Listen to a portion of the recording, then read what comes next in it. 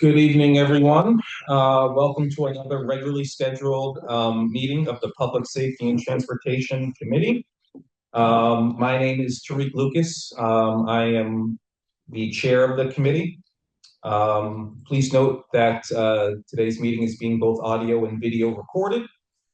With me in conference room 205, to my immediate right, is Counselor Jacob Silver, then Maria Greenberg, Julie Irish, Sean Roach, and Randy Block, Vice Chair of the committee. We are also joined in room 205 by Danielle Delaney, clerk of the committee. And I see on Zoom we have Counselor Susan Albright at large Ward 2, not on the committee. And I see the city COO Josh Morse. And that is it for now. Uh, we have one item on our agenda for this evening, and that is docket number 62-26, requesting a discussion and ordinance change to the city's overnight parking ban. This is the second time we've had this item on our agenda. And just to set the tone for today, at our last meeting, I said we were going to invite some community groups to address the committee today about anything that they would like to see changed or potentially not changed, I suppose, with the current overnight parking ban. After that, we're going to bring it into committee to further discuss the goals and what we want to see out of any potential changes. Questions on the process before we begin? Seeing no hands. Seeing one hand. Just a friendly addition, the goals, and then whatever process we're gonna do, including perhaps a small working group. Correct.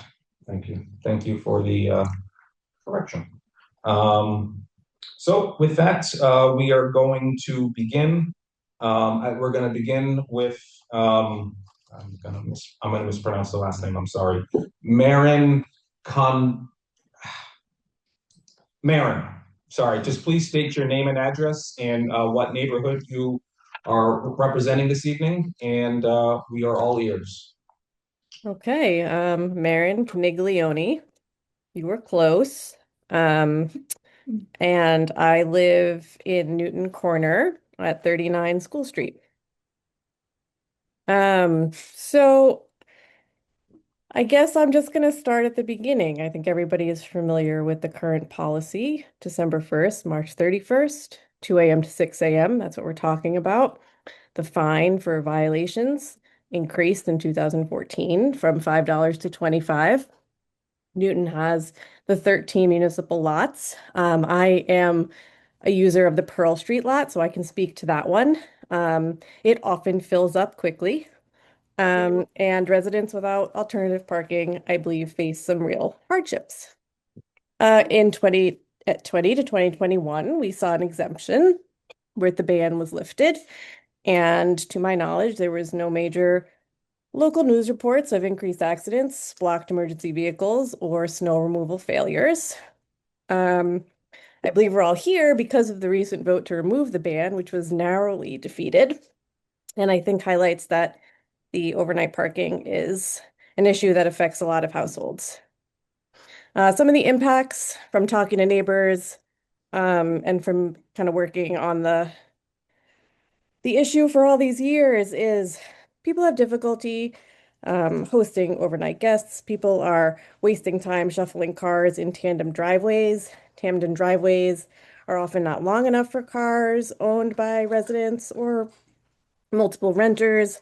People that are most affected are intergenerational households, people with disabilities, residents with overnight health aides, houses that just don't have parking. Municipal lots are few. They're often impractical for elderly or parents with young kids. Just a quick example, we have a neighbor who doesn't have parking. Their house is set back behind another house. They have two small children and a newborn. They are going to have to figure out how to get their car to and from the lot for 7 a.m., 7 p.m. It's just an inconvenience. There are no designated residential spots in the municipal lots. So I know I've had to return multiple times at night especially in the early evenings, to compete with people using the lot for local businesses. Pearl Street lot is heavily used by Core Power Yoga, restaurants, and doctor's offices. A lot of people have to walk long distances to reach their cars. There's safety concerns. There's walking in the dark, the ice, the snow plows, the piles. There's weekend disruptions. People have to wake up early to move the cars or risk fines, which I think causes stress for families, for elderly, for people with mobility challenges. So I think that there are some things the city could do. I've looked at a lot of our neighboring towns. Newton is actually one of the strictest. So what I would love to see as somebody who's lived here for almost 20 years with no driveway, is have a system where eligibility is determined if residents have a demonstrated lack of alternatives, such as no driveway. We could allow perhaps a winter parking permit. It could be allowed on-street parking when you could exempt main arteries or high traffic roads. And I think actually, along with this, we should be talking about the snow emergencies, because when you are somebody that uses the lots, when the snow emergency is called and you can't park your car in the lot, now you have another layer of complication. Um, a lot of other towns will allow parking in the lot and will then sort of give a grace period for the day after for people to move their cars. I've always said this would be great. People do leave them. I think that's something I see because there just isn't anywhere else to put them. But if there was like a row of the however many permits we have, I think there's probably about 5 or 6 in the Pearl Street lot, where those are the resident spots. They are allowed to stay parked during the snow emergency. They are plowed the next day. That could solve another stress.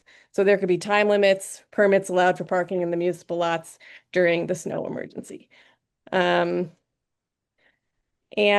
yeah, so I think the benefits for residents, we would have fair access to on-street parking, safer, less stressful winter parking, reduce unnecessary driving and circling around. It would be easy to enforce. I think, maybe not, but the city's already enforcing no parking, so they could enforce a permit program. And I think it would help promote equity and resident satisfaction. And that's what I've got from talking to neighbors. We have very diverse set of people that use the lot here. People with newborns, elderly people, people that live in buildings with multiple apartments that just don't have enough space, and then people like myself whose house was built in the 1800s and just doesn't have a driveway. Thanks. Okay, thank you very much, Maren. And just so you know, I said it at the beginning of the meeting, the city COO is on this call and listening to every word that you just said, okay? All right, thank you. I appreciate it. We're gonna now go into the room, and I see Terry Sorrow there. You can address the committee and representing the Northampton Neighborhood Association. I don't really have a statement as such as she just stated, but some of her suggestions, I totally agree. And I swear I didn't do a snow dance to prove a point with all the snow we got this year. And it's a shame that Jeremy and Peter, that we didn't get together 3 years ago rather than getting 10,000 signatures, because basically when we did have coffee and talked, we were basically on the same page. Some of the points and as far as getting the signatures, and actually Allison, we tried to change the docket, the way it was to change the language, but that couldn't happen. So we're pretty much in agreement. But to lift, the reason why the no committee was formed is you cannot lift a city ban with no plan. I mean, it's basically, I hear what she's saying, like, too bad our municipal lots and the lots cannot stay till 2 o'clock in the morning. Why, I mean, till 7 o'clock in the morning. Why do they have to like try to move their cars out even though it's a snow emergency? Those are some of the suggestions. They have the parking garage in Newton Corner that you can park $10. Because one of my tenants, the nurses, they came. Anyways, so we have to look at each village, see the needs of the village. You just can't lift the ban. I mean, even driving here tonight, I saw 2 accidents with the snow plows. The streets have to be cleared and they have to be safe. Certain villages, I know, like, Sean said, well, we can, walk and, we don't need the overnight parking ban, but you really have to look at it strategically too. So if you do lift the ban, that doesn't necessarily mean that you're gonna park in front of your house all night. You could have neighbors or, so, I mean, the street can be loaded with cars. So, I mean, we have to provide for the people that don't have parking. I totally agree.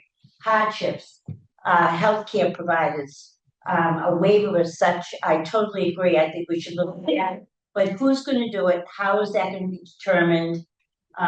Who's gonna issue like tickets? I mean, even right now, you're not supposed to be parked overnight on the streets. I've called so many times, and I'm not downing the police. There's just not enough of them to ticket during the night. Our street is so dense and tight that the other night, when it was like another snow that fell the other night, I'm like, dear Lord, there's a car parked here. If a fire engine comes, there's no way that the two car, it's just, they'll just go right down the street. That's what happened on Morgan Place. We had a fire. And that, at the time, there were cars parked on both sides of the street. And unfortunately, when the engine came, they tried to get down, but said, we can't. But you know what? They went right down the street, tore all the mirrors off to get to the fire. Unfortunately, the poor person at that time passed from the fire. We have to have a plan for parking for people that don't have driveways, permits, whatever.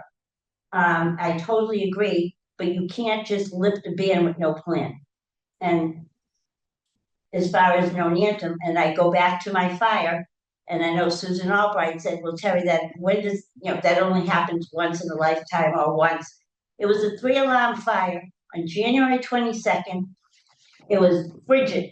The flames were flying, the engines came, one was broken, 2 were frozen. A matter of seconds, the whole street would have went. And if there were cars parked, it would have been a nightmare. And I have the video, I've shown it enough. And I know Susan had said too about Endicott, someone had bought a home on Endicott. Well, I would think when you're buying a home and you don't see a driveway, you would ask the realtor, where would you park? So you do have to be honest, the realtors or whatever. So I agree. I hope this committee, we kind of form, we see, where we put the ban, take the ban, do a pilot. But I think it should start with the healthcare. I think they definitely should get a waiver. But like I said, who is going to determine the hardship? Like that woman said, it's too bad that she has to go at 2 o'clock in the morning and move the car. Why can't we extend it till 7 o'clock in the morning? Where are you going to go in a snowstorm?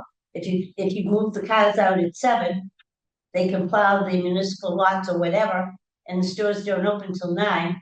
So those are just some of the suggestions. But as far as no anthem, I will really strongly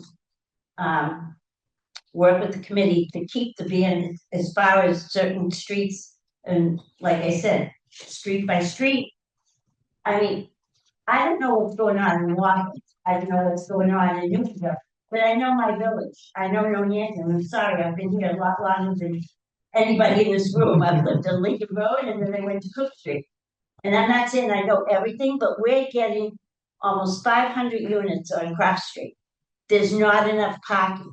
We had a 3-family at the corner of Lincoln Road and Cross Street that I don't even know one car can park there, but it's a 3-family. So I could go on, but before you lift the ban, and I'm sorry, we did win by so many votes. So the ban has to stay until we have a plan.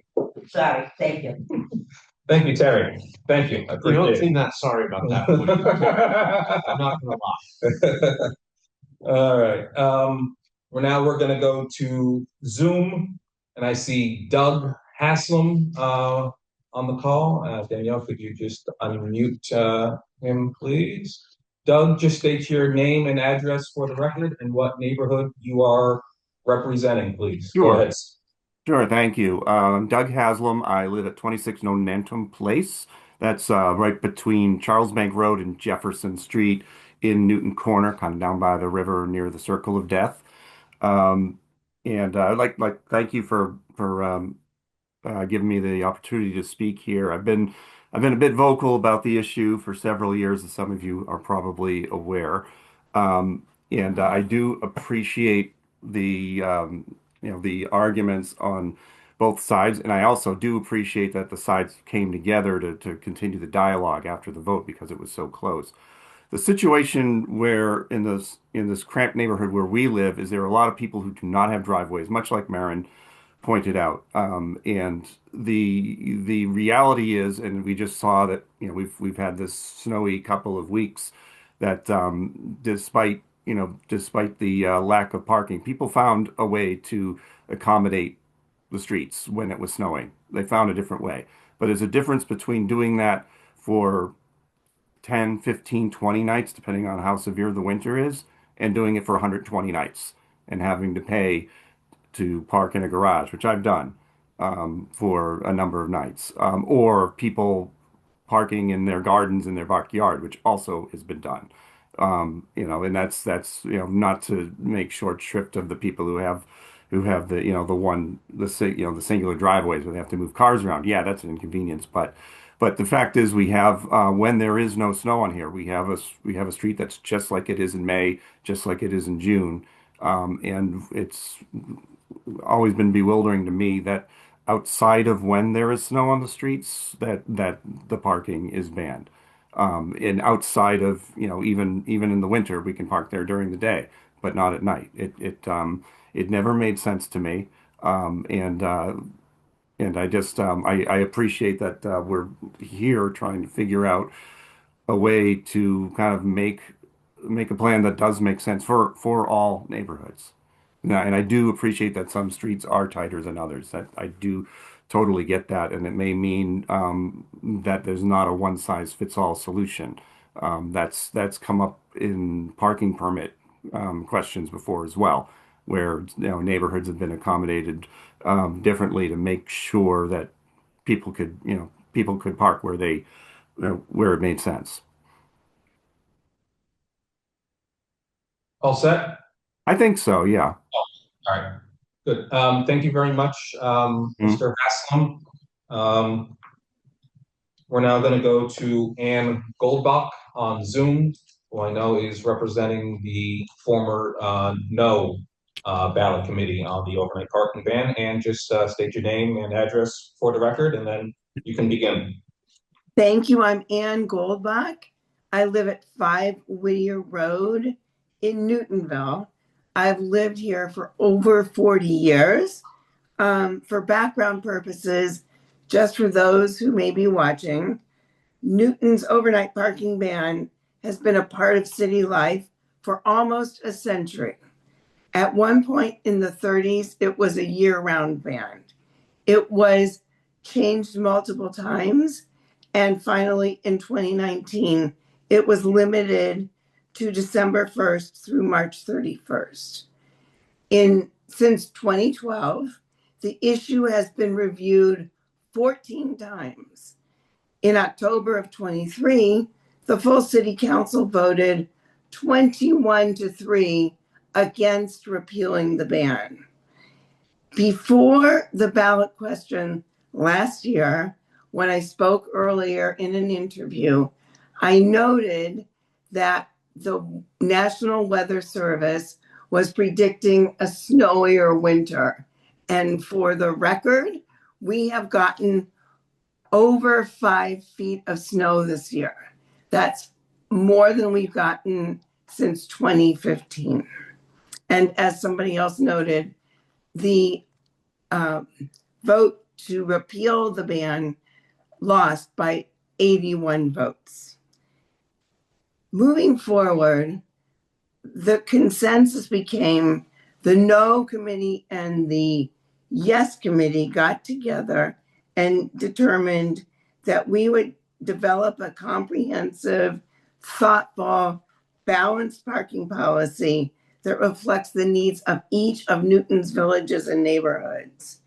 Moving forward, we need to develop processes to approve exceptions to the parking ban. Some of these will be easy, some will be more difficult. There should be an easy process for the disabilities and for the caregivers. It will be a different process for people who have no driveways or who have to shuffle their cars on their driveways or who have too many vehicles to fit in their driveways or parking areas. The question is how and who will be handling these applications.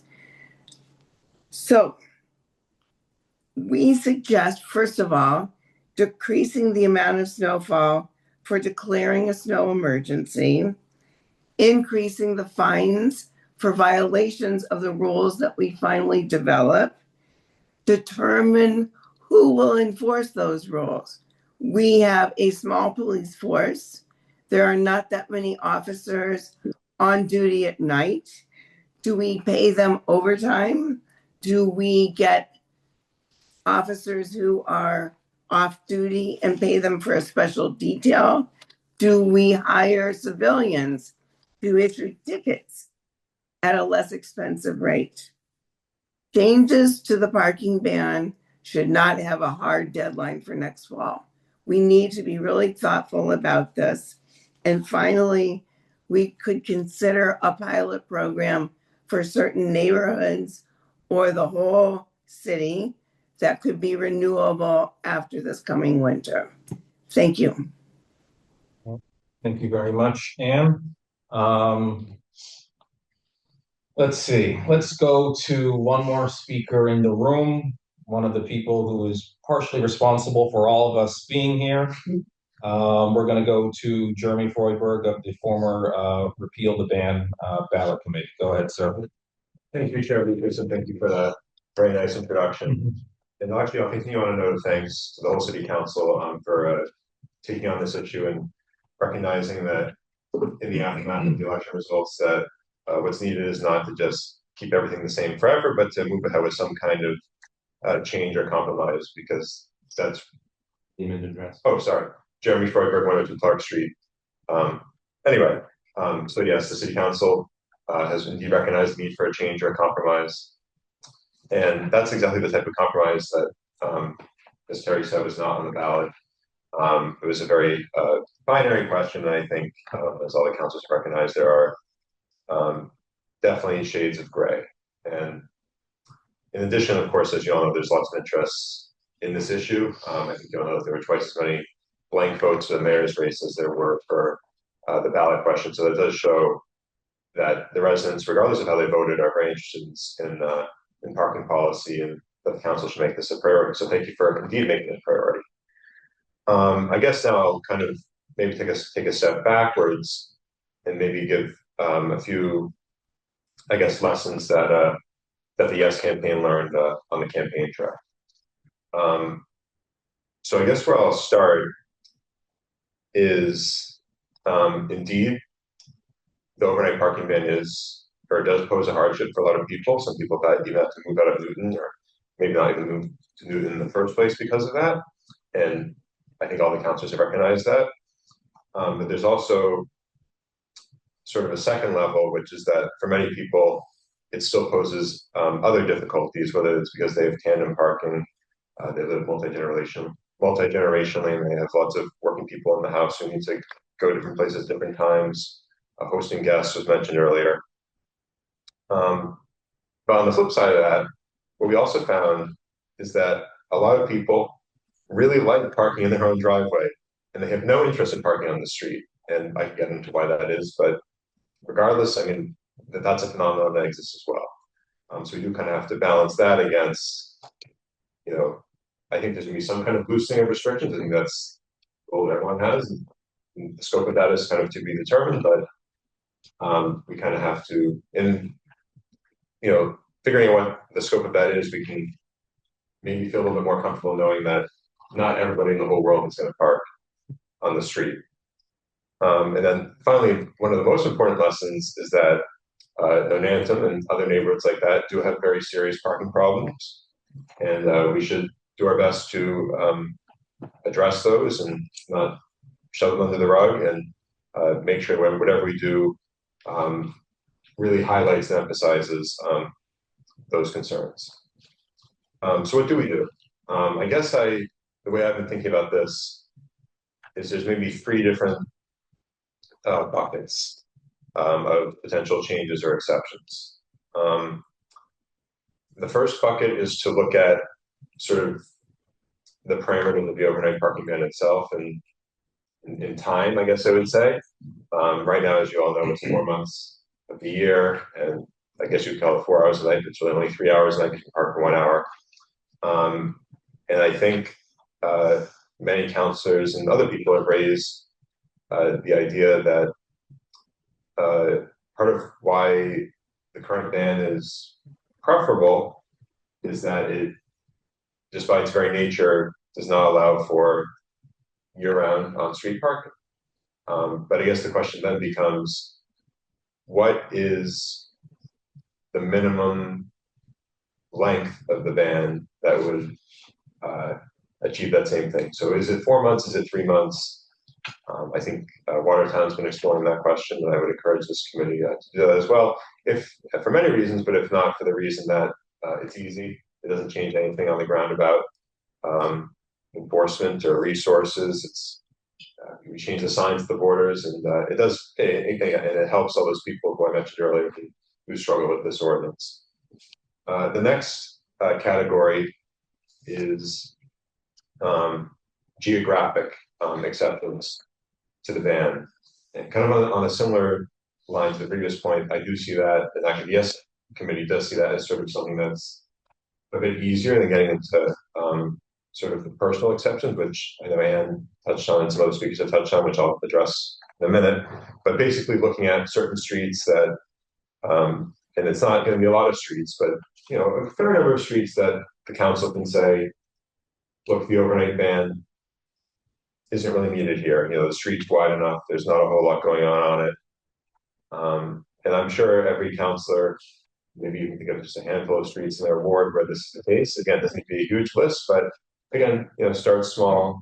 Again, it's pretty attainable, and just try to pilot some relief on those streets. And again, stay away from the harder areas. Stay away from Nonantum. Stay away from other really tricky areas. But I think everyone would agree that there's probably somewhere that we can start in that regard.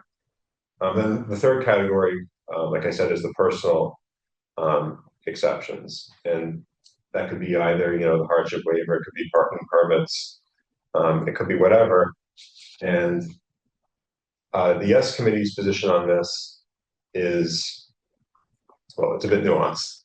Where I would start is we're very much interested in hardship waivers for people with disabilities or their caregivers. That seems like a no-brainer, and should be fairly simple to implement, and also fairly simple to enforce, because it's a fairly constrained universe of people. Not most people have a driveway, or if you're talking about the people who need a disability waiver, it's only when they would need to either they don't have a driveway or they would have to park on the street because it's safer, easier for them, whatever the case may be. So we're not dealing with the whole city trying to go out and get a permit, and now everybody's parking on the street, and some people have a permit and they're doing it legally, some people don't have a permit and now they're blending in, and it's much harder to enforce. So again, keeping the set of people who can get this small for personal exceptions seems like a good place to start. I guess beyond that, sort of another theme that the Yes Committee and the No Committee have been thinking about is we do want to sort of balance boosting of these restrictions with increased focus on the areas that really need more significant parking restrictions. So again, that goes back to the same point about Nonantum. I'm not sure which sector, which police car, drive around there, but I could imagine that one officer has to patrol both Nonantum and some other areas. If we were to make the parking restrictions a bit looser, in that sector, that would allow, that police officer to focus on the Manton because he's not off writing a ticket in some other place. It doesn't really need an overnight ban. Can I just interject? No, hold on, Terry, I want was just gonna Jeremy. say there's a cruise, okay, sorry. Hold on, Yeah, let Jeremy. I'm almost at the end. And again, I mean, that's just the example, but you can kind of see that. I mean, that paradigm kind of applies citywide, where we really should have restrictions that matter. Or sorry, restrictions on streets where it mattered. On streets where it matters, we should have appropriate restrictions. On streets where it matters a little less, that's where we can think about something that's a little bit less, I'll say draconian. I might get in trouble for that later, but and then we can focus on what really matters without having to make a huge investment in resources. And then I know I'm kind of been talking for a while, but two more quick things. Yeah. Very, very quick. Bing. Just going back to the whole idea of certain streets and loosening restrictions, that may either be complete lift of the ban on that one street, or it might be one-sided parking overnight. Again, not too hard to enforce, just doing one-sided versus a permit. And then my last point, Terry, I'm almost up. Okay. My last point is just, again, keeping all these ideas in mind as the council goes forward. I hope that the council will also work hard to define what exactly a bad outcome is. I think that, we've heard lots of reasons why, the ban, should stay or should go or whatever it is, but we can't do that for X reason. Let's just be really clear about what those reasons are. I think in some cases it's very clear, other cases it's a bit muddled. So I think that pretty much does it for me. So thank you very much. Okay, in record time. Thank you, Mr. Floydberg. I do see a couple of hands up on the screen. I'm going to go to Maren first because she had spoken earlier. And you just want to add something that you forgot to say? Yeah, I just wanted to, well, comment on just two small things that were said, maybe three, really quickly. Regarding ticketing, I see ticketing here daily. I wake up, there's tickets on the cars. Miraculously, every once in a while, not. We literally forgot the other night. We have two different race schedules. I'm a nurse. It's like I went to bed. I forgot to move the car. My husband didn't see it. Woke up. We're like, oh, but we didn't get one. That was like a miracle. I've gotten a ticket because I didn't get my car out of the lot on a Saturday morning fast enough. So they're here and they're ticketing, and maybe it's not equitable ticketing throughout Newton, but they're in Newton Corner and they are ticketing. They love it. Yeah, we have to be out by 7 a.m. on a Saturday. It's fun.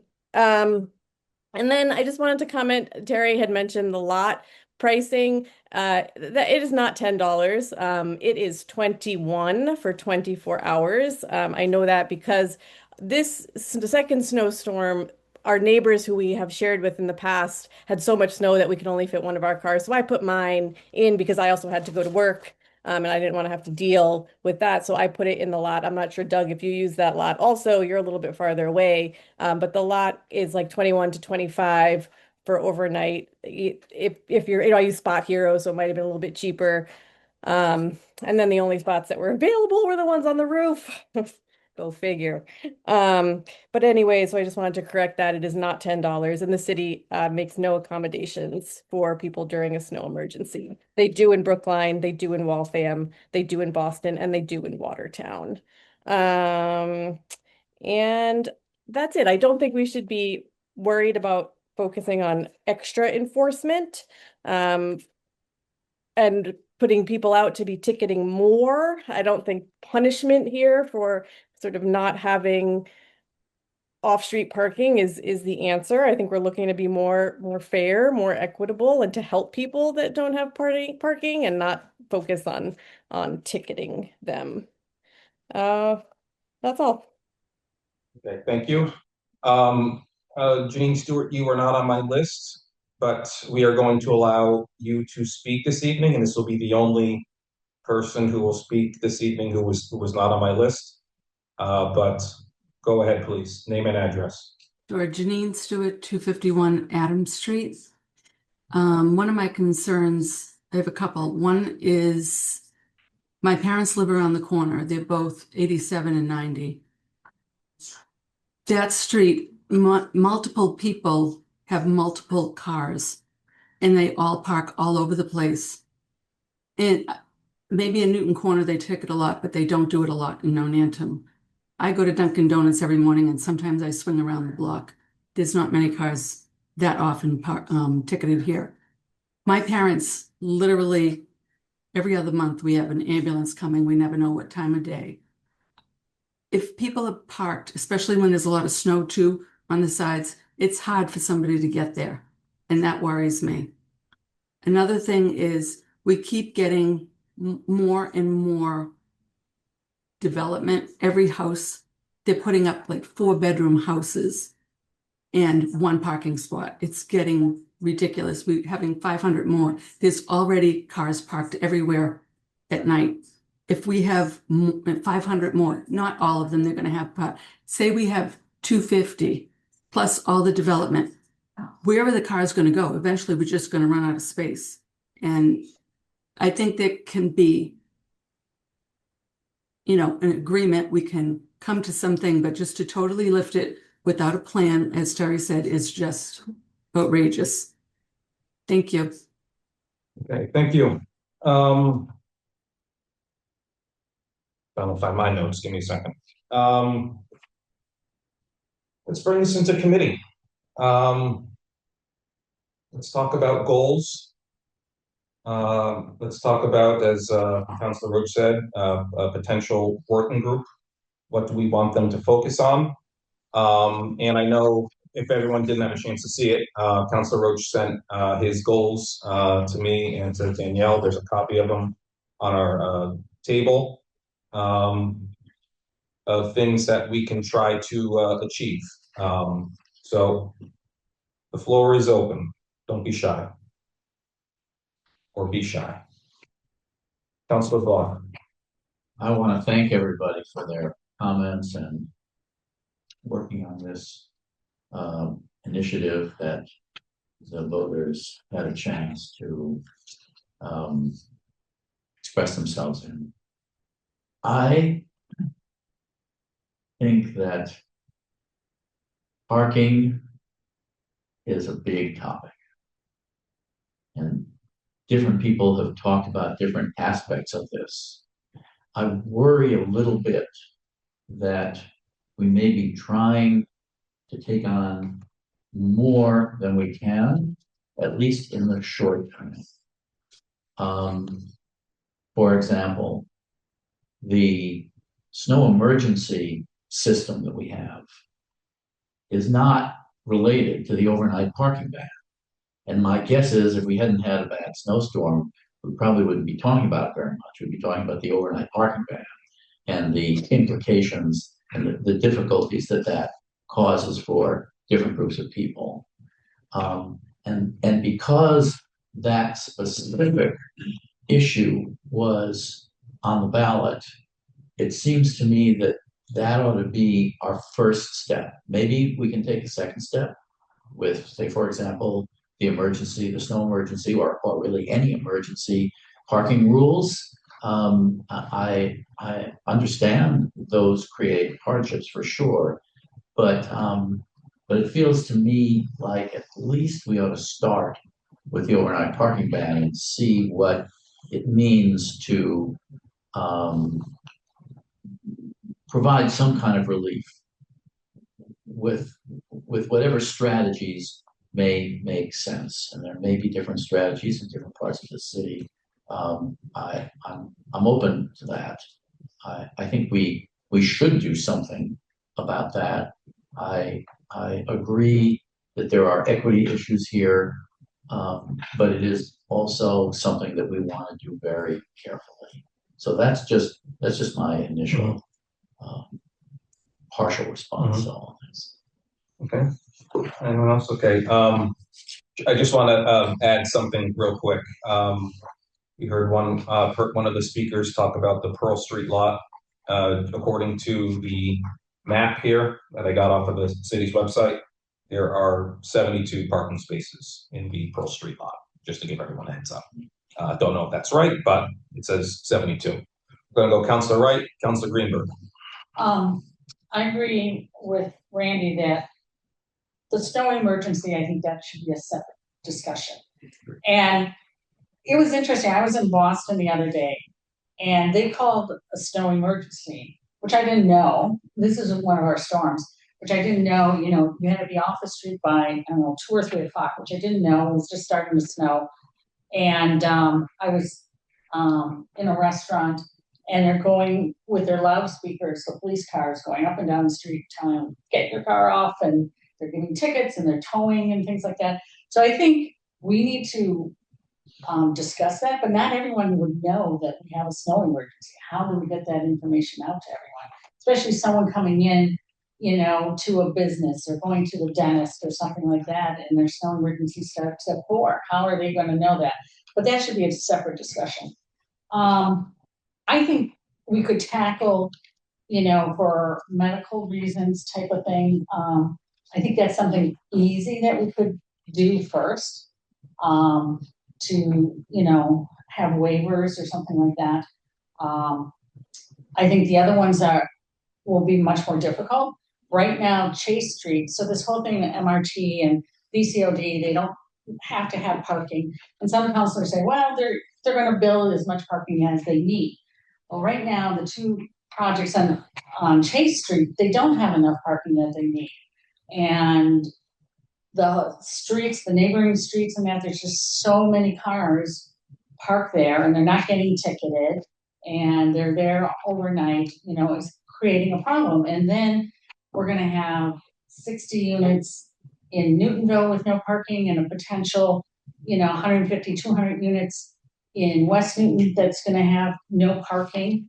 I think we definitely going to need to regulate where we give out hardship permits, like maybe a half a mile from the village centers or something like that.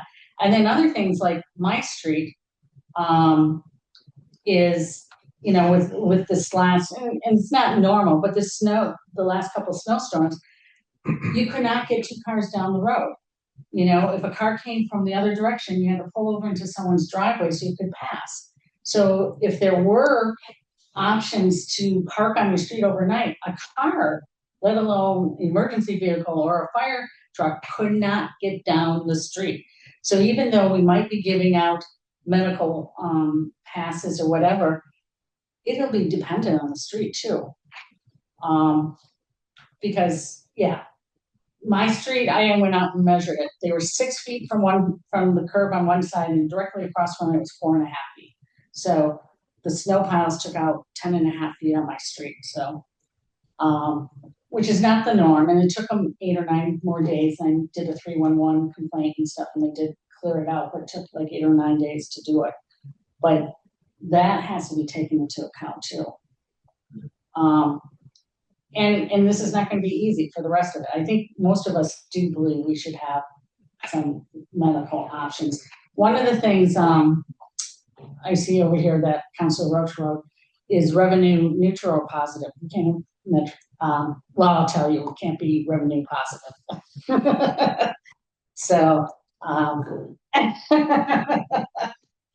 yeah, that's about it. And you know, I'd be willing, I'd like to be on a working group on this.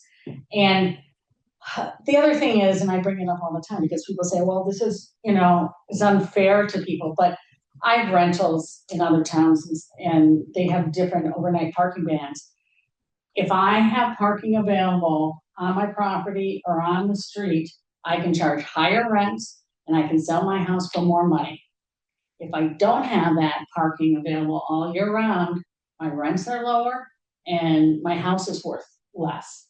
So if we open it up to almost anybody to get a permit, you're going to increase rents at the bottom. These are the cheapest rents that people can get in here into Newton, and the same for the houses. And that's what I worry about. You know, talking about equitable, those people who are struggling to get into Newton, they may not have that option anymore.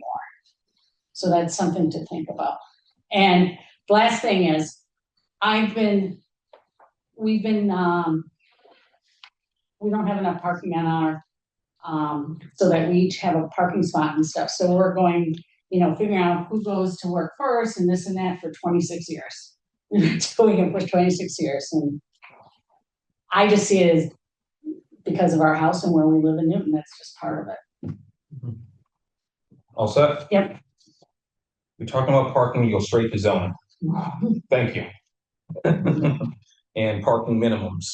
And with respect to the folks who live on, you said Chase Street, where the MRTs are going in, there's this beautiful Cypress Street parking lot, literally right at the end of the street, which They have permits, but they're not parking there, they're parking on the street. So again, they need to get the police enforcement and stuff. That's Yeah. important. A phone call to the traffic bureau could potentially solve. Councilor Greenberg. A couple things. Yeah. Could you list out the spots throughout the city where folks can park during the overnight ban? You want to do that now? Yeah. Yeah, I will. Yeah, and I'll share this with the committee in the committee report, but it's on the city's website. Lexington Street lot, Auburndale, 42 spaces. Pleasant Street, Newton Center, 76. Pelham Street, 89. Langley, although that's 152, that could probably be 132. We won't go there. Who's counting? Cypress Street lot in Newton Center, 59. Yeah. Pearl Street lot, Cypress Street lot, 59. Pearl Street, 72. Richardson Street lot, Newton Corner, 62. Hartford Street lot, Newton Highlands, 61. Austin Street lot, Newtonville, 125. Adams Street, Nonantum, 27. Chapel Street, Nonantum, 25. Cherry Street lot, 69. Waltham Street lot, 15, but it's probably now 14. We just took something away in traffic council. But, sorry. Was that all of them? That's all of them. So if I'm just eyeballing this here, maybe 500-600, give or take. I don't know. Did you say other thoughts on anything? I did not. Okay. I'm sorry, Councilman Greenberg. So, it sounds like a lot, but we don't know if it's enough. And are there more people applying for permits than there are spaces? That'd be interesting to find out. And are there areas like Upper Falls that may need it, that's where you can have a space, or other neighborhoods that we could consider having a lot? So that would be another question. Upper Falls does have a parking lot next to Brace. The Braceland, that's what I was curious. It's not on here. So maybe it's not. Yeah. Yeah, That's. my name isn't on here, okay? Yeah. You know. We can find out. Yeah. Yeah. Yeah. Did I just hear someone wants to build a parking lot? Yeah, structured parking. Sorry, Councilor Greenberg, sorry, I'm sorry. So those would be interesting facts to know for the next time. How much is the demand for these permits, and are there neighborhoods that aren't being supplied enough opportunity to have a spot? That would be another thing. And then I just had a different way of looking at it, at what we should do as a short-term goal compared to Councilor Black and Councilor Wright. I think dealing with the emergency snow situation would be something that we could deal with more immediately than wait on. I think that's a simple thing to do, because the towns, I did some research, the towns of Watertown, Waltham, Needham, and Brookline all have municipal and school lots that they allow residents to park in during a snow ban. And if those towns can do it, I don't understand why you can't have the same benefit. They all have, Boston has garages where folks can park for a reduced fee, but they're not municipal. Yeah. And but all the other, Wellesley does not. But they never call it snow emergency. So They don't? no. They just have particular times when it snows that they don't want anyone parking on the street. Oh. That's what the website says. So I think that would be an easy thing to do. I think it would help a lot of residents. I don't know what folks do when there's a snow emergency and they have a permit to park on one of those lots. What do they do with their car? I don't know what they do. It must be very, very difficult. So I think that would be a short-term goal that we could all work on. I just assumed they would park in the garage. Newton Corner has at least two of them. So, but Just like Maren said, the only spots that were available were. or on the roof, which doesn't serve at Well, all. Woodland has. At least you won't get a ticket, but you'll have to Yeah, but clear you out have your. all those folks parking in those lots. Yeah. During the snow emergency. Yeah, They need to go somewhere. yeah, I don't know. Were you next? Or was, sorry, did you have your hand up? No, I just. Oh, okay. Not Councilor Rich. So Councilor Roach, Councilor. Mr. Chair, I have to go to another meeting at 8 o'clock. Could I just make just a brief statement before I go? But Absolutely. Councilor Albright, go ahead. Thank you, Councilor Roach, for letting me do that. First of all, I wanted to thank the people who spoke. All of them spoke well and gave important information and was very informative. I wanted to make a suggestion. I've over the years, I've dealt with 2 police chiefs with respect to parking permit programs. And I don't think you have to wait for a working group to do its work to initiate a conversation with our new chief, now that we have a new chief starting this week, about a parking permit program and what are the pros and cons? Is it doable? And even if we had electronic readers, would it be doable? And what would just start the conversation right away with the new police chief about a parking permit program, because a lot of people tonight talked about a parking permit program, and it's been rejected in the past, but maybe with a new chief, we have a new beginning. So my suggestion would be to initiate that conversation sooner rather than later. And Mr. Morse, maybe you've heard all of this conversation tonight. Maybe you could help with that conversation. And the one thing I just wanted to add was the parking lot. There are lots of public parking lots all over the city, but they're not everywhere. And there are many people who just have no parking lot that's near them in close walking distance. So you have to think about those people as well as the people that have access to public parking lots. And with respect to what do people do in the snow emergencies, I had a car in my backyard for a week last week. So that's what people do. They find their neighbors and they say, "Do you mind?" And it was not easy for me either, because with all the snow in my driveway, having that extra car made it very difficult. But that's how people survive. And I thank you very much for letting me speak. Newton Neighbors Helping Neighbors. I think that's one of the groups here in Newton, isn't it? Yep, it is. Yeah, how about that? I'll set Councilor Albright. Thank you very much. Okay. Councilor Roach. I too would like to thank everybody who spoke. It can be frustrating to speak and then not hear feedback, but be assured that we heard you. There are categories of hardships, healthcare, multi-generational families, multiple homes, limited driveways, no driveways, limited ability to park elsewhere. So these things are noted and you have been heard. So I'm just going to go back to now, especially now that I know Councilor Wright wants to be on the working group, that we give the working group guidance. Kidding. And I really think that one of the things that we heard a lot of solutions, and I appreciate the fact that we heard a lot of solutions. We've discussed the solutions. Before we get to solutions, I would like to be clear that I would like us to be clear on what the goals are so that we can evaluate what the solutions are against those goals. And I think we might have disagreements about the goals. For instance, do we want to discourage car ownership and use? One of the things I think we're hearing is there exists people who have cars beyond what they can park on their property, and that is an incumbent fact. Do we want to, and we have as a land use goal or a zoning goal in the city, reducing the requirement for parking on site? Are we creating more demand for off site on street parking?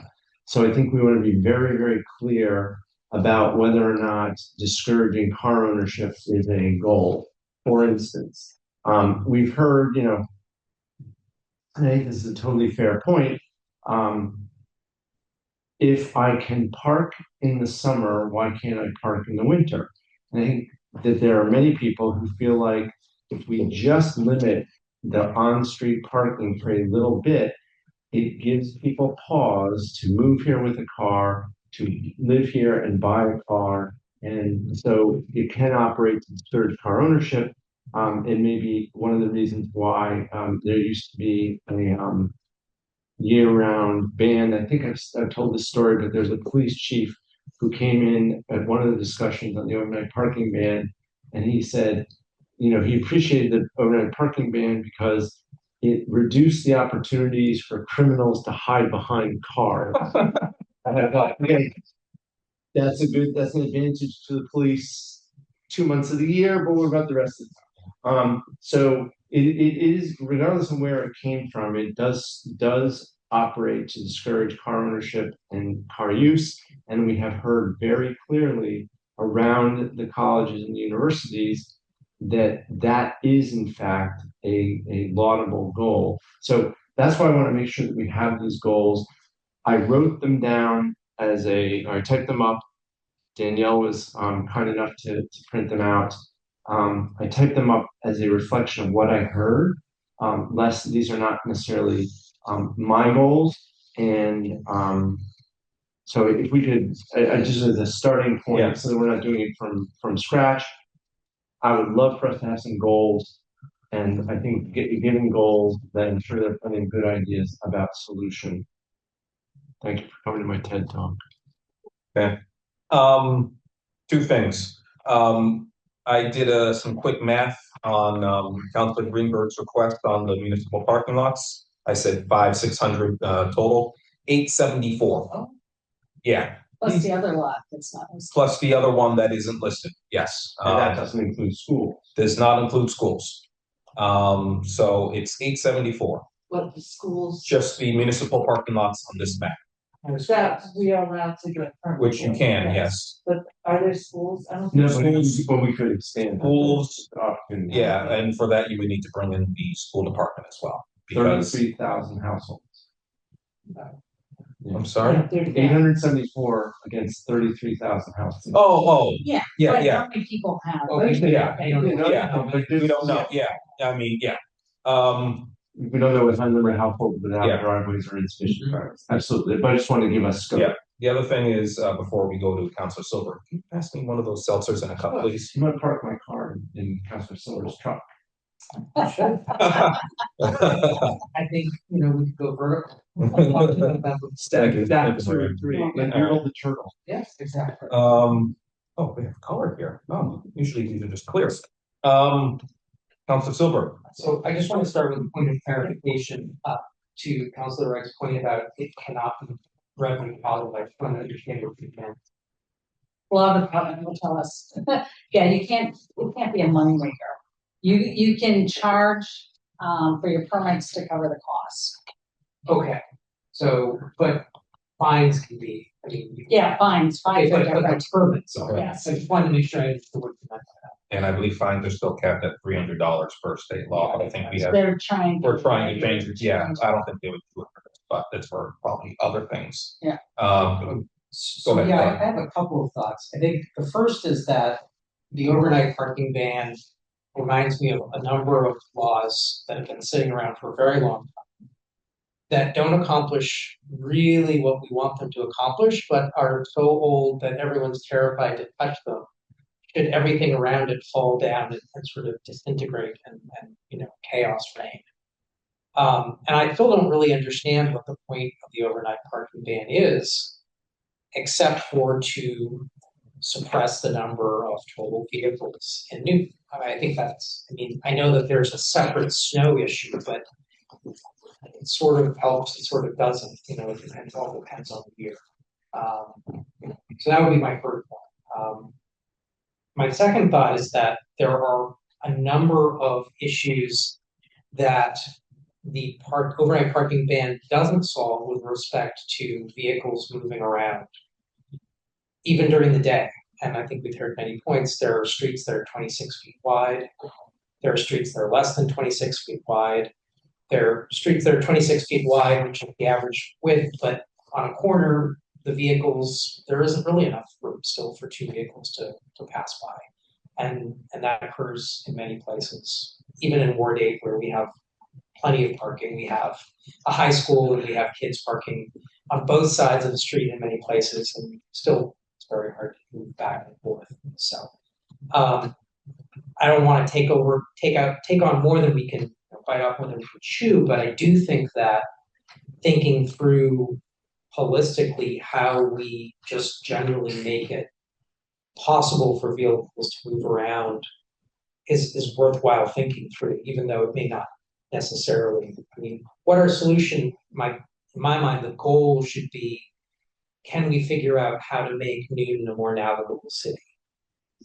And I think that the parking ban actually does sort of it does sort of become part of that, because we think about the fact, whether it's night or whether it's day, are our streets wide enough to really have parking on both sides? In many cases, I think no.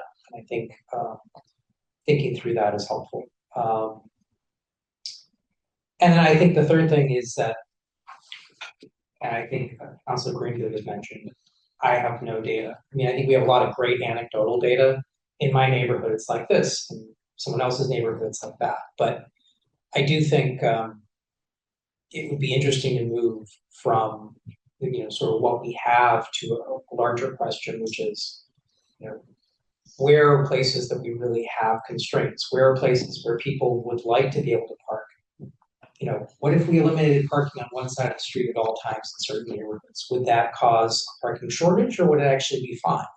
Are we just, running into these problems sometimes where people are parking on both sides and that's causing a problem? So that's my big thought.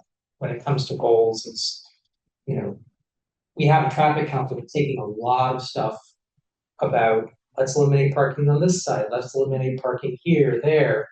And that's sort of, I think it's symptomatic of the fact that nobody wants to touch this Rube Goldberg overnight. It's not really Rube Goldberg because it's very simple, but this thing that has been around for so long that everyone's afraid to touch it, as shown by the votes. So that's it. Okay. Sorry, Rube Goldberg. Yeah, sort of, a very complex. Misusing the term. Yes, it is. Actually, it's usually a complex machine that does a lot of weird things, but it's a very simple thing that doesn't really achieve. I'm not familiar with that term, but thank you. Must be my age. I think it's a baseball illusion, right? I think Rube Goldberg was an illustrator who made these very complex machines, and then they ended up doing something very simple. Got it. Yeah. And then not the whole mechanism. The whole mechanism was very elegant. I have a question that you said about with the roads. I presume that's data that the city has somewhere. Is that right? There's definitely road data, and there's definitely registration data. And I think we've heard a number of times, boy, it'd be really nice to know how many people are parked X. We've heard that nobody's using the parking spaces, but we don't really know. So, yeah, there's definitely plenty of road data, though. I talked to Doug Greenwood about this, and he was going to look. It didn't sound like he had the data, but the state maybe had the data. With the roads. With the roads, yeah, because one of the questions we're asking in Ward 8 is there. Students are on Greenwood. Yeah, I know you have a traffic council ad coming up. Right. Yeah. It's hard to get around. Yeah. And then, we're like, well, let's eliminate parking there. And then people on the side street say, well, please don't eliminate there, because then they're all just going to come park on my street. And then my street is narrow, and then cars can't get back and forth. So I think that those, it's interesting stuff. Yeah. I know, because I've had 2 traffic council meetings so far this term, and whenever we want to restrict parking or add parking or whatever it is, I don't know if it's David Kosis who does it or NetCod, or if they already have it in a computer somewhere, or they do go out and actually measure it. They do give us the width of the road whenever they are. I think it's data Yeah. that is available. I mean, yeah, I assume that has got to be, or the average width of the road. I assume that's got to be somewhere. It's gonna be David Yeah, you measures each road. What? Yeah. I'm sorry? David measures each road. Yeah, he, Dedication.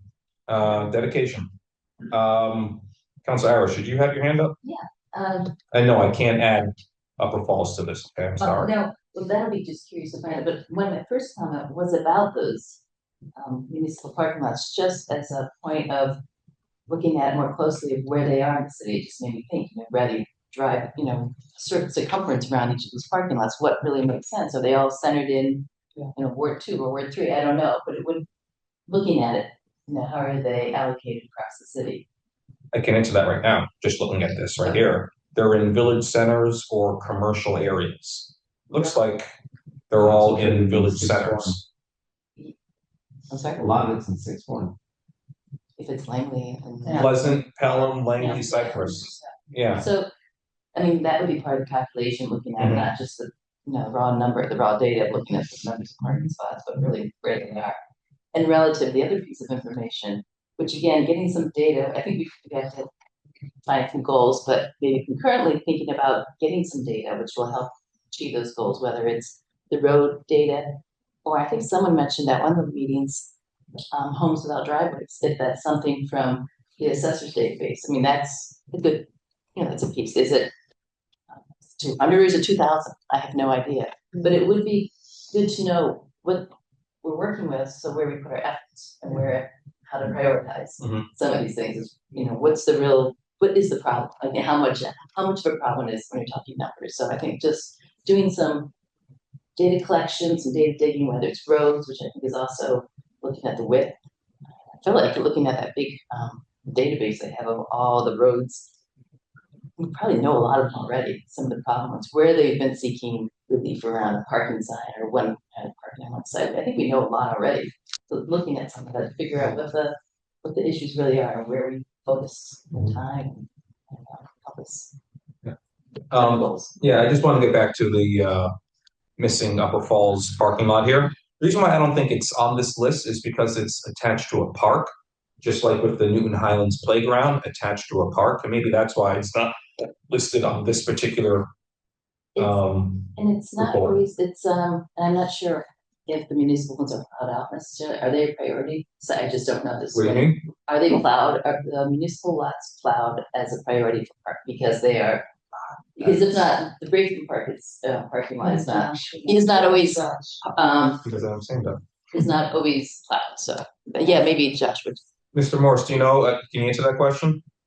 Yeah, actually, and I'll shed a little light. So the list that you're currently looking at is just the city parking lots. It does not include parking lots associated with municipal buildings. Obviously, not with school buildings, although those could be problematic during the weekdays. And it does not include parking lots at parks, which there are a lot. Auburndale Cove, Braceland, and right on down the line. There's a lot of really good sized lots out there. This is something we're going to be taking a look at. I already am. I'm hoping that Mother Nature will give us a break here for a bit so that I can dig into it. No pun intended. And then on the snow removal in the municipal parking lots.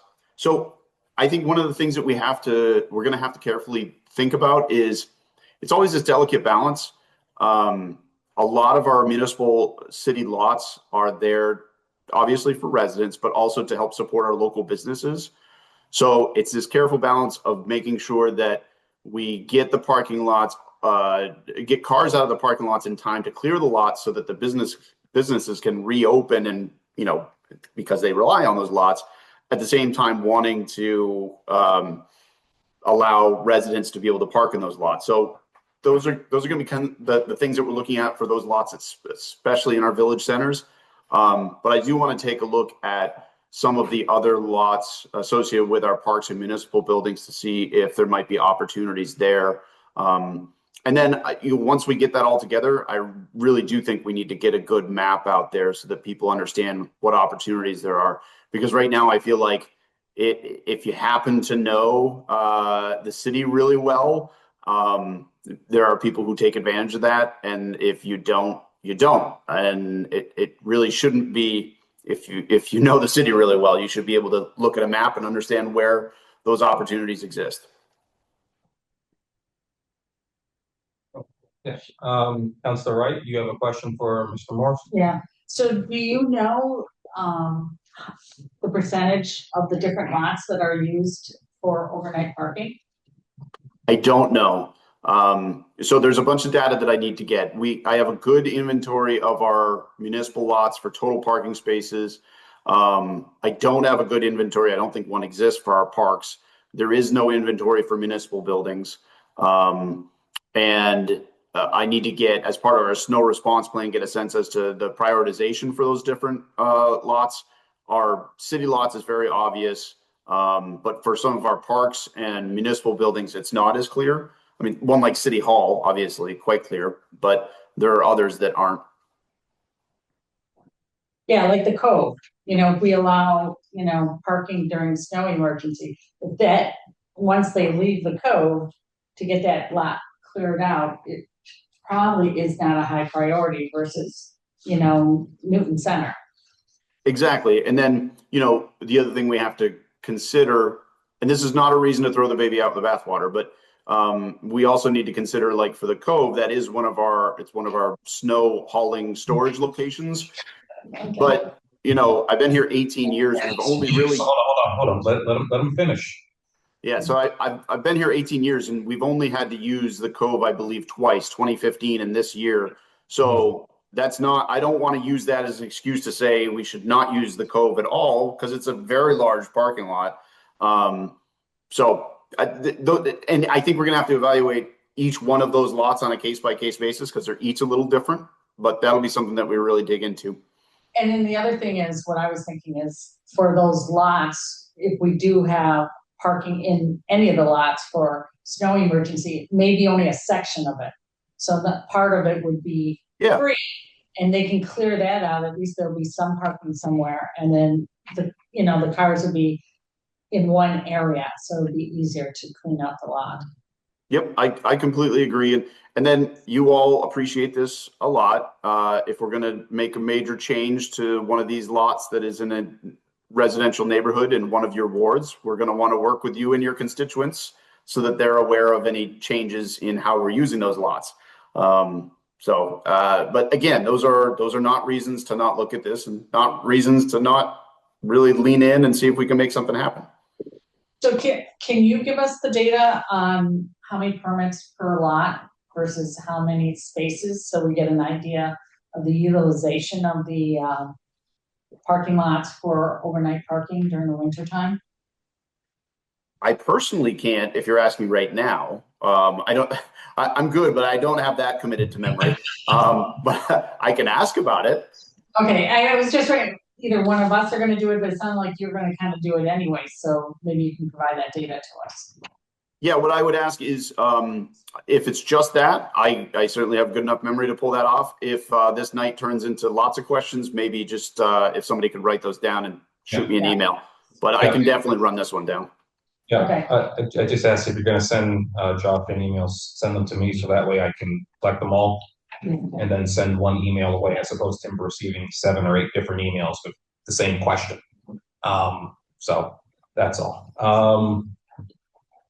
Who had their hand up next? I had my hand up on next. Go ahead, sir. So I just want to go back to the chat. So I think everybody who has asked for data is exactly right. We should have data. Full stop.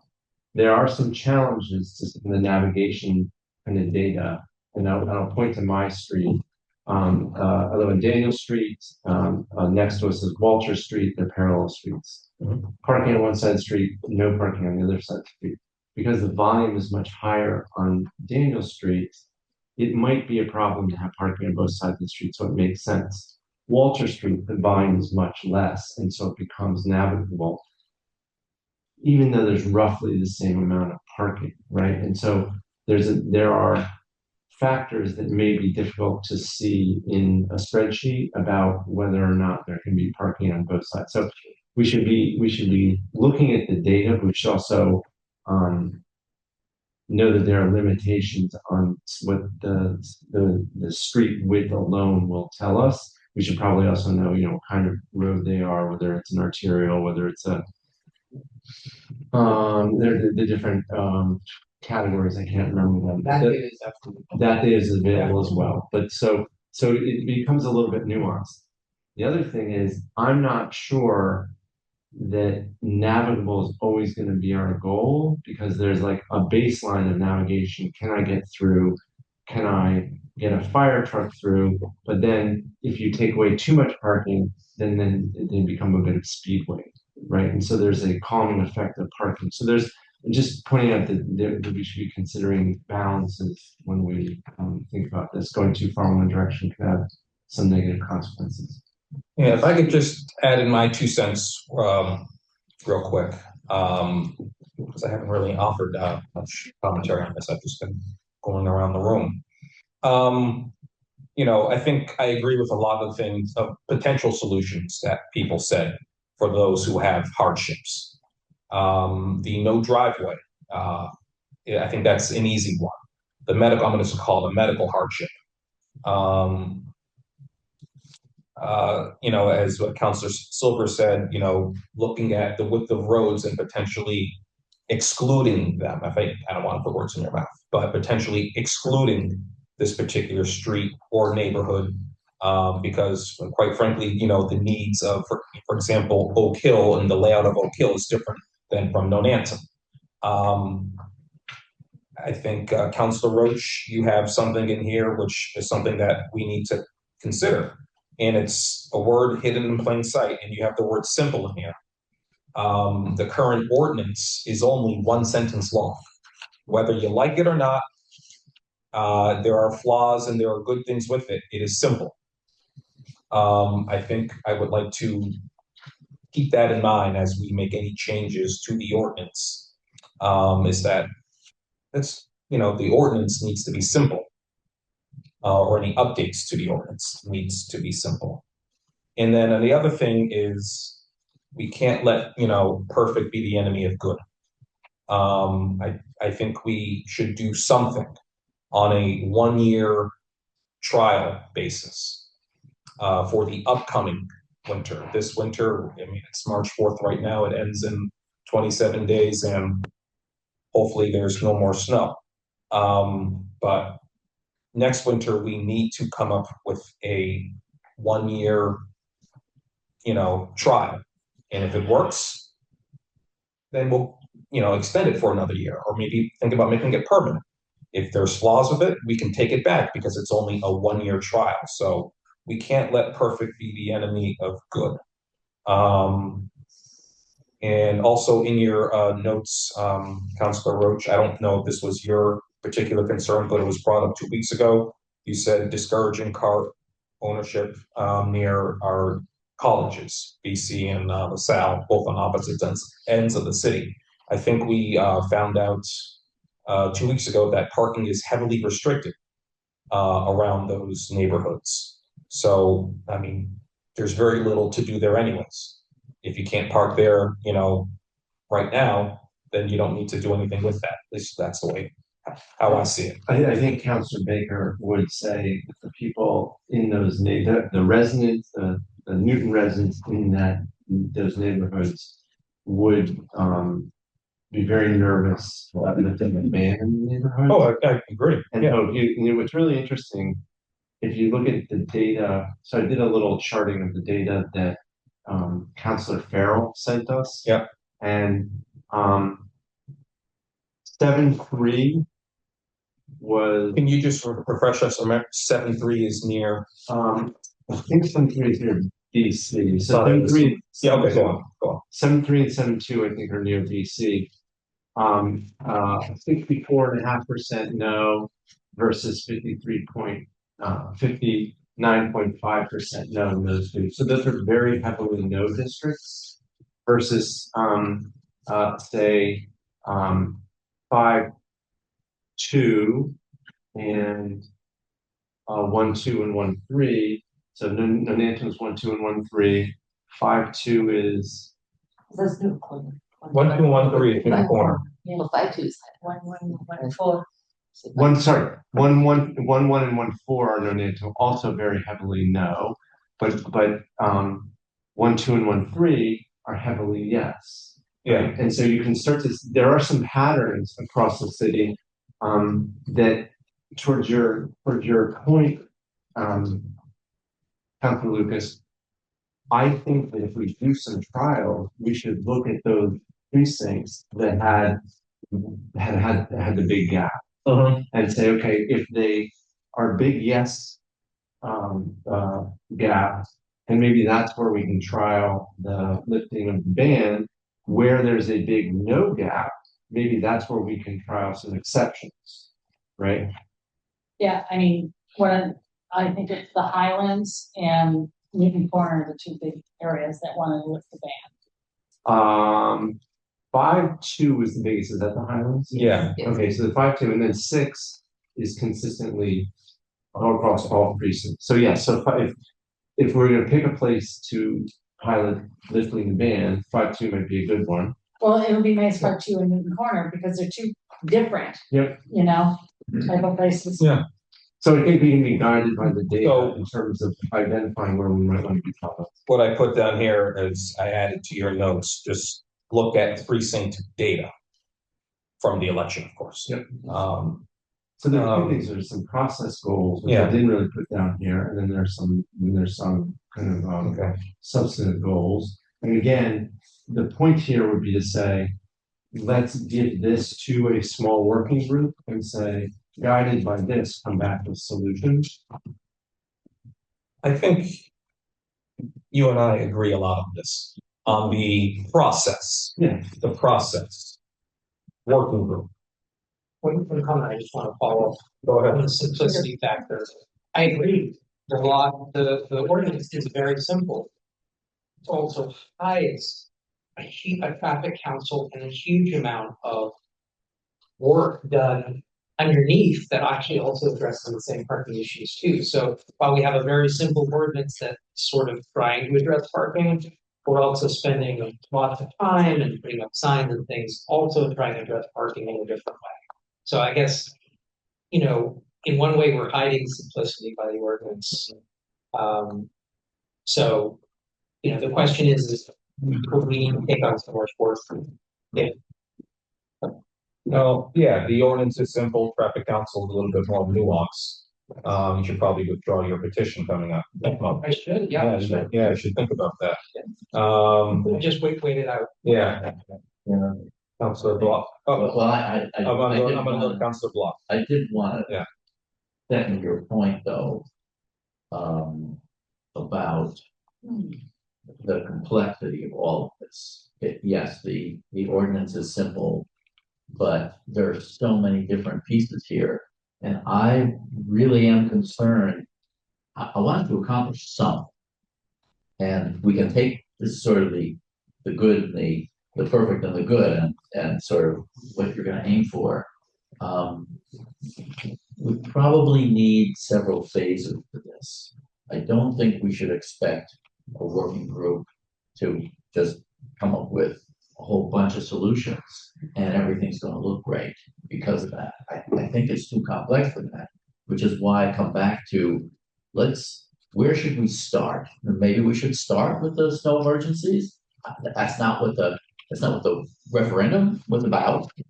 But I get the point, it's on people's minds, but also hopefully we don't have this problem until a year from now or 8 months from now.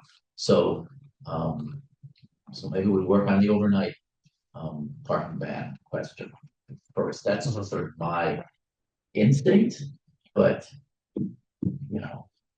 I could be persuaded.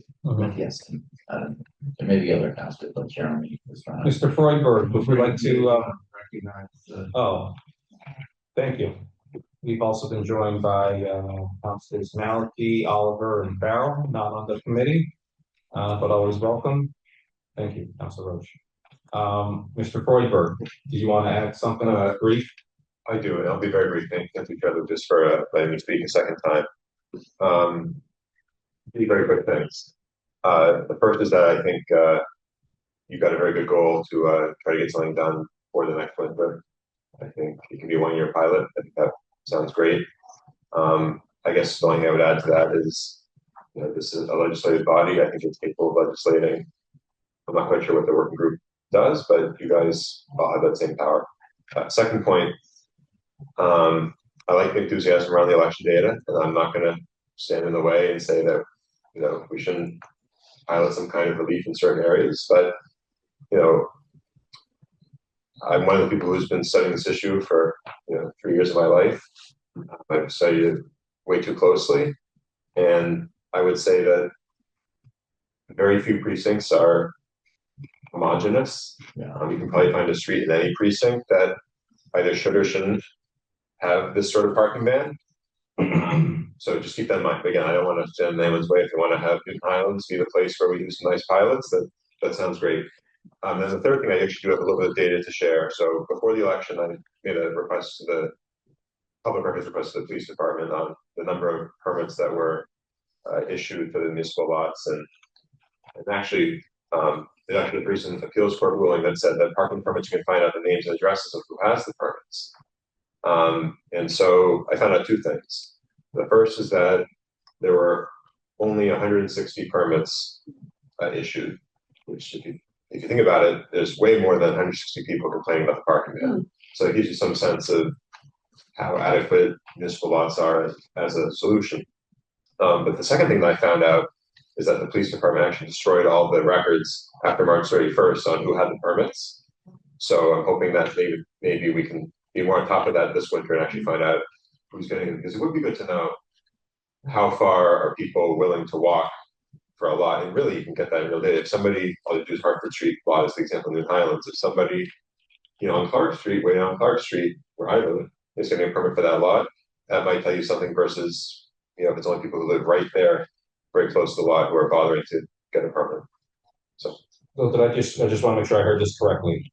The police have issued 160 overnight parking permits for municipal lots when we have about 874 spaces in them. That is the data that they provided. Did they provide which lots they were for? Not in that request. I happen to just know anecdotally that Northampton has the most utilization compared to other villages, but that was not enough. Okay. Oh, interesting. And I guess Pearl Street too, as we heard from someone earlier tonight. So, right, Malachi, and then I want to focus in on the goals and a potential working group. Go ahead. Okay, so one thing you did mention, I think in general, most people here would, a medical hardship would be a way to get a pass or street parking. But you said no driveway. I think there's a lot of people on the city council that don't agree with that. So that's not going to be a simple. One of the things I know Councilor Oliver and I have come up, we had a whole thing on the parking, is what I like to see, take into account the streets, is parking on every other side. If it's an odd day, you're on the odd side, even day on the even side. So you don't have parking on both sides of the street ever during this time, and you would have more room on there. And also the streets don't become a parking lot, because that's another thing, especially in the school areas. That's the big thing they're afraid of. The students come in and they park their cars for a week, 2 weeks, or whatever.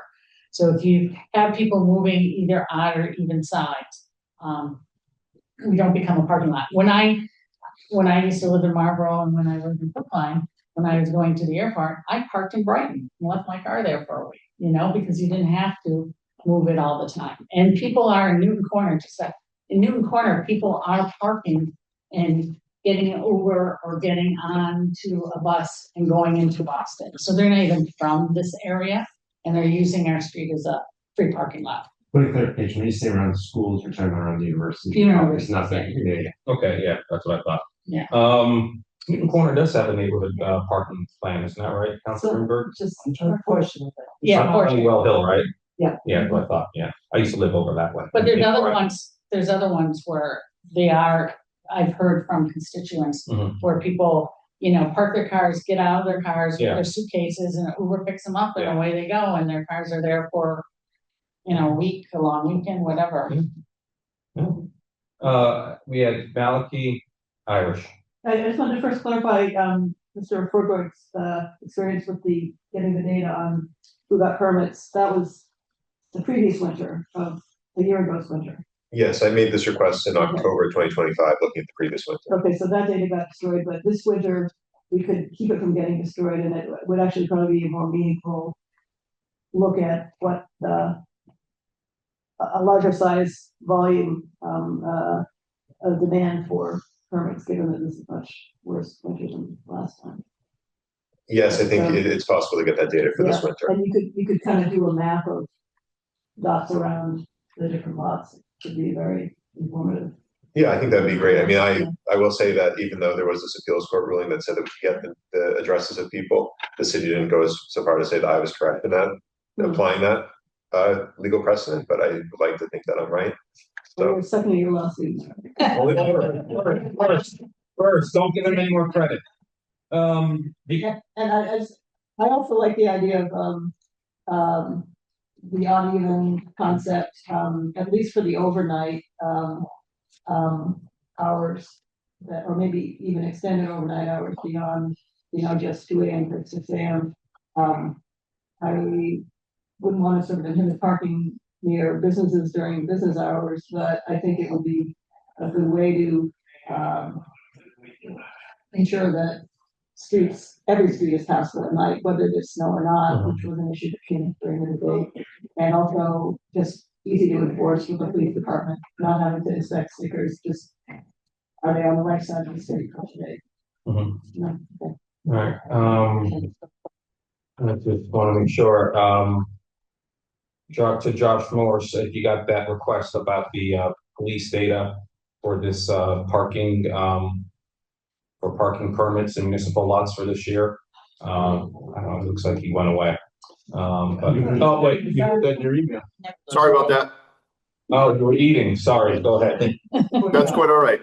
So I did briefly hear that about making sure that we got the permit information and making sure that we hold on to that permit information this year. So I'll talk to Dan Devine over at Traffic about that. Yeah. Okay, thank you. Yeah. Wait, can We're gonna go to Councilor Roach. She wants to grab something. Oh. Yeah, Julie was first. And Julie. Oh, I'm sorry. You were first? Yes, I just want to follow up on Councilor Wright's about that, Councilor Maliki, because I think I'm intrigued by that, alternating, one for the simplicity of it, and two for the police, but also I'd love to know whether cities have done that. Oh, And lots looking of at the them. data, I Lots thought they of are, because I thought a lot of them use that approach, and would love to find out what their issues are. Has it worked, or has it worked as a baseline? Because I think that is So basically, you would exempt a street from the overnight parking ban, and then you would just say, possibly, whether Yeah. it's based on the Yeah. date, whether it's yeah, just we can add that as a possible solution. well, but just as Doesn't solve thinking down the road, right? everything, but Just yeah. as I know we're getting to Yeah. solutions before we get to The street is Yeah. one, parking only on one side. I was just gonna say Okay, that if you had parking only on Yeah, one we have a side lot of of the street, street, that. that street would not be eligible for it. Because then, that's a bigger task. Let's see, Irish, do we go to right or do we go to Oliver first? No. I do have my hand up when you get there. Councilor Albert. We haven't heard from you yet, Councilor Oliver, go ahead. Thank you. So I think that one of the other benefits of alternating sides of the street for parking, and I haven't gotten a complete answer yet from the city on this. But it's possible in a couple of years at the federal level, when there's a new administration, EPA fines of up to $50,000 a day for putting phosphorus into the river could become a real thing. I'd like to avoid that if we can. One way we do avoid that, right? And everyone who's paying attention to PF understands this, Gotta keep the streets clean. Having cars on only one side of the street might facilitate that in a way that nothing else we do could. So anyway, there's a possible aha moment there as well. But again, I don't have a full response from the city. And I also don't have $50,000 on me, so. Day. No. A day, yeah, No, a day. period. Yeah. I don't, period. No, I don't have it. Pick any day you want. I don't have it. You got until next Gotcha. Friday. Right. I want to follow up with Mr. Morris. If you're going to get the data, and if they don't, maybe they won't give us the addresses, but if you're working with the police department, I like colors and stuff too.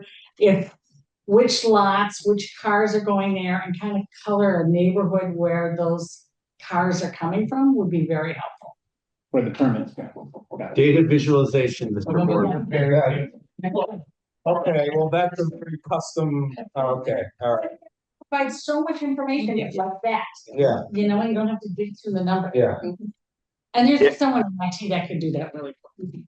Yeah, no, I as much as I would love to take on a fun project like that, my dance card is a little busy at the moment. But no, if the data going in is that I get from NPD is good, then we can create that.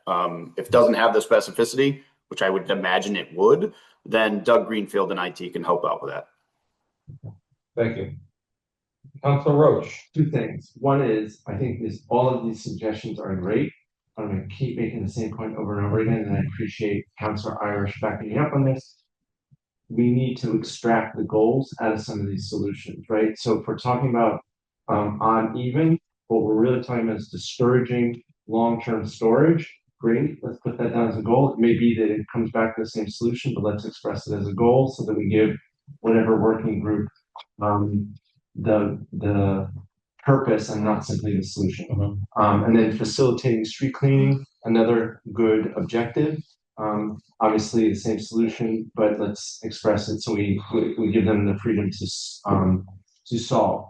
The other thing is I want to come back to the limitation on simply looking at precinct. Absolutely 100% heard. These precincts can be somewhat heterogeneous. So one of the goals that I would love to give to the working group is to define a set of use cases, right? Because we know that there are across the city kind of more suburban streets. Streets are wide. There's plenty of driveways. Let's identify those. We know that certain precincts have more of those. There's a solution for that. There are places like the areas of Nonantum, and we can define what makes them different, makes that what those conditions are, and we know those conditions exist elsewhere. But if we identify a set of use cases, which is not, infinite, that makes the job a lot easier because we can say, okay, for this particular set of conditions, here's a potential solution. For this set of conditions, here's a potential solution, and then our job becomes a whole lot easier, I think. Okay. All right. I just have a question. Oh, go ahead, yeah. I'm just wondering if it would be important to have the data on how many cars are parked overnight, not during the summer emergency, but just during the winter parking ban. If there's a way to find out how many cars are parked and if they are being ticketed, and how many are being ticketed.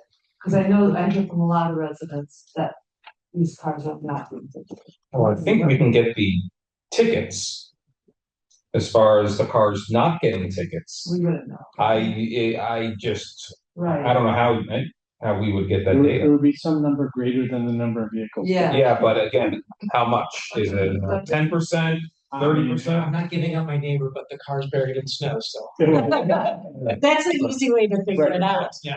Pretty sure there's a car under there. Yeah, But it might be important to know at least the Yeah, number of tickets. cars that are ticketed. yeah, that is in my list of.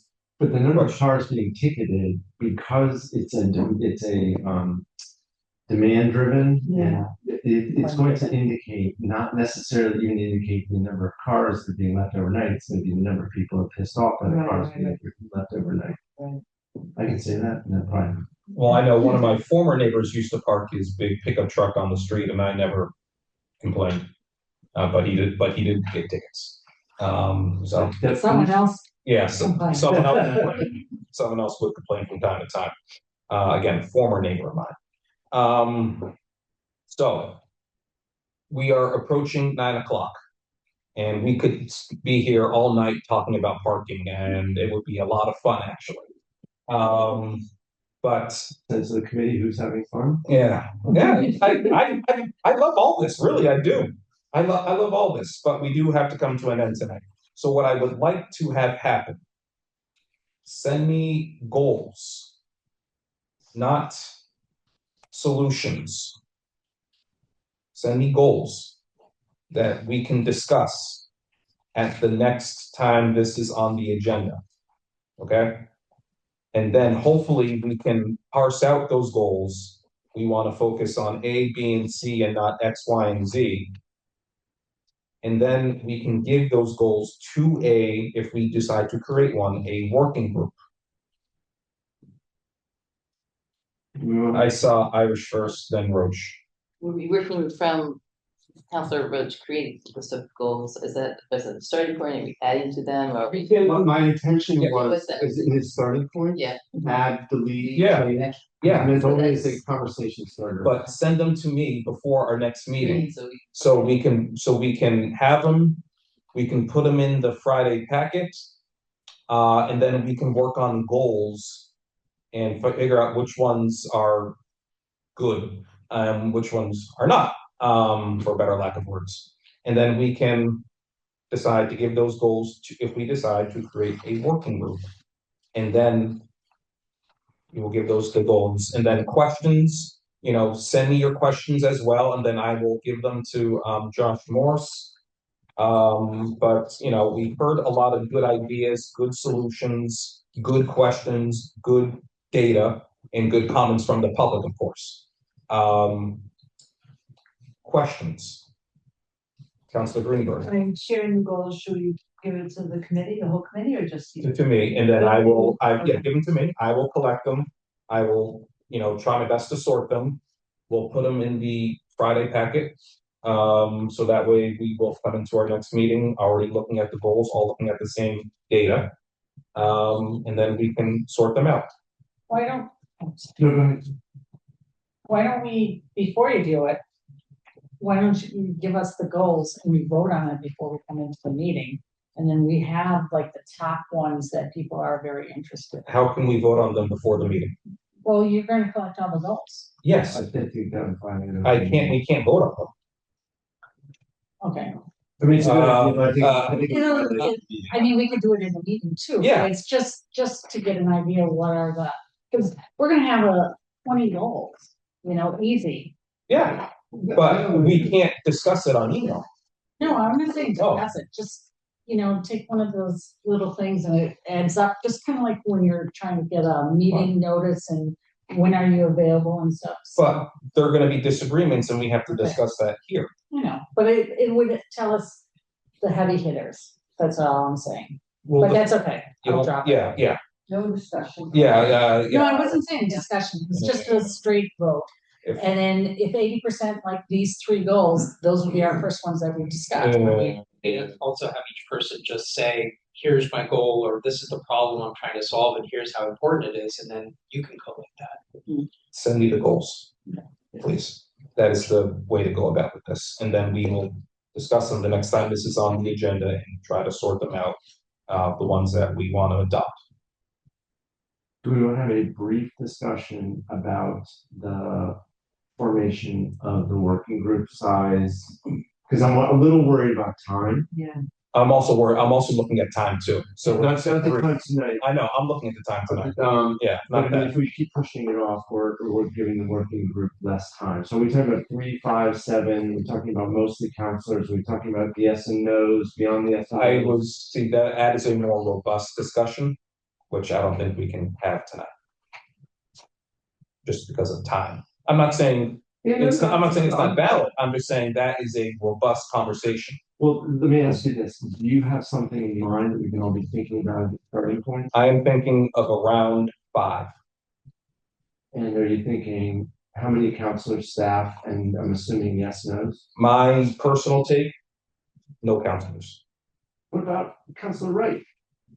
Showing plenty of cracks. The reason why, and we can discuss it in full, but Okay. you asked the question. No. I was thinking none. Counselors, again, we will receive recommendations and then we can parse those out. Counselors can, and we can change them or we can adopt them. But I just, yeah. I thank you Again, for answering my question. I think that's a good starting Yeah. point. We can have the discussion. Yeah. So we can move this forward. Questions on process going forward? I'll take them. Earlier at the previous meeting, we talked about having groups present. I don't know, potential neighborhood groups or other things presenting to the committee.